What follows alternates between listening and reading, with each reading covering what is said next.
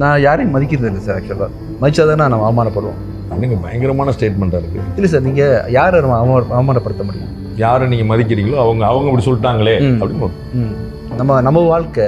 So நமக்கான ஒரு இட்லி சாப்பிட்றீங்கன்னா பசிக்குதுன்னு சாப்பிடுவீங்க. நீங்கள் சாப்பிடக்கூடாது, அதை பண்ணிட்டு 1000 கருத்து சொல்லுவாங்க. உங்களோட கருத்துக்கு 1000 எதிர்கருத்து வந்துகிட்டே இருக்கும். உங்கள் வாழ்க்கையை நீங்கள் வாழ்றீங்கன்றதால அவமானம்னு ஒன்று நான் பெருசாக எடுத்துகிட்டே இல்லை வாழ்க்கையை. அந்த அவமானம் இல்லாதனால தான் மேபி இது வரைக்கும் வந்திருக்கணும்னு தோணுது.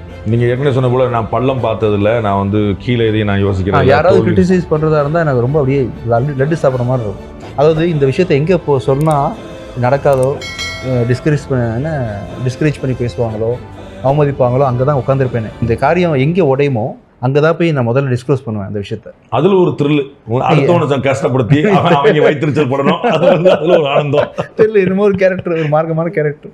எங்கே போனால் வந்து அவங்க நக்கல் பண்ணுவாங்களோ அங்கே போய் சொல்லுவேன். அது என்னமோ பிடிக்கும். அந்த அவமானம் வந்து பெருசாக நான் இது வரைக்கும் எதிர்கொண்டதில்லை. நீங்கள் தான் சொல்லணும் சார். இப்போ இந்த இதுக்கான பதில் உங்களோட. நான் வந்து இறைவனோட கருணையில் அவமானத்தை சந்திச்சதில்லை. நம்ம ஏன்னா நான் மனசாட்சிக்கு விரோதமானதோ பொய்யானதோ நான் வந்து எதையும் சொன்னதில்லை, எதையும் செஞ்சதில்லை. யார் அடுத்தவங்களுக்கு கெடுதல் பண்ணலை என்னால் கேரண்டியாக சொல்ல முடியும்.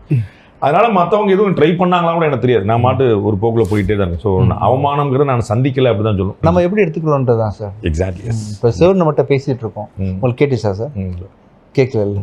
அப்படி தான் சார். நம்ம வந்து கேட்கலன்னா நமக்கு தேவையில்லை, பிரச்சனை கிடையாது. யார் வேணால் பேசலாம், என்ன வேணால் பேசலாம். ரஜினி சார் சொன்ன ஒரு கதையும் கூட ஞாபகம் வருது. அப்படியா சார்?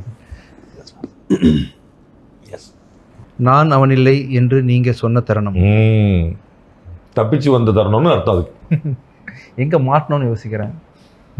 நான் யாரையும் மதிக்கிறது இல்லை சார். ஆக்சுவலாக மதிச்சா தானே நம்ம அவமானப்படுவோம்.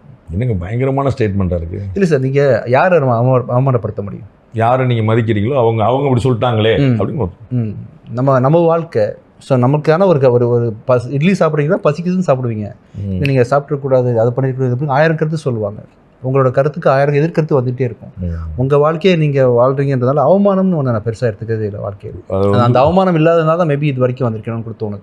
நீங்கள் ஏற்கனவே சொன்ன போல நான் பள்ளம் பார்த்ததில்ல, நான் வந்து கீழே எதையும் நான் யோசிக்கிறேன். யாராவது கிரிட்டிசைஸ் பண்ணுறதா இருந்தால் எனக்கு ரொம்ப அப்படியே லட்டு சாப்பிட்ற மாதிரி இருக்கும். அதாவது இந்த விஷயத்தை எங்கே சொன்னால் நடக்காதோ, டிஸ்கரேஜ் பண்ணி பேசுவாங்களோ, அவமதிப்பாங்களோ, அங்கே தான் உட்காந்துருப்பேன். இந்த காரியம் எங்கே உடையுமோ அங்கே தான் போய் நான் முதல்ல டிஸ்க்ளோஸ் பண்ணுவேன் அந்த விஷயத்த. அதில் ஒரு த்ரில், அடுத்தவனை கஷ்டப்படுத்தி அவங்க வைத்திருச்சல் படணும், அதில் ஒரு ஆனந்தம். தெரியல. என்னமோ ஒரு கேரக்டர், ஒரு மார்க்கமான கேரக்டர். எங்கே போனால் வந்து அவங்க நக்கல் பண்ணுவாங்களோ அங்கே போய் சொல்லுவேன். அது என்னமோ பிடிக்கும். அந்த அவமானம் வந்து பெருசாக நான் இது வரைக்கும் எதிர்கொண்டதில்லை. Straight from the heart with Rangaraj Pandey. Title sponsor, Let's Go Holidays, travel beyond boundaries.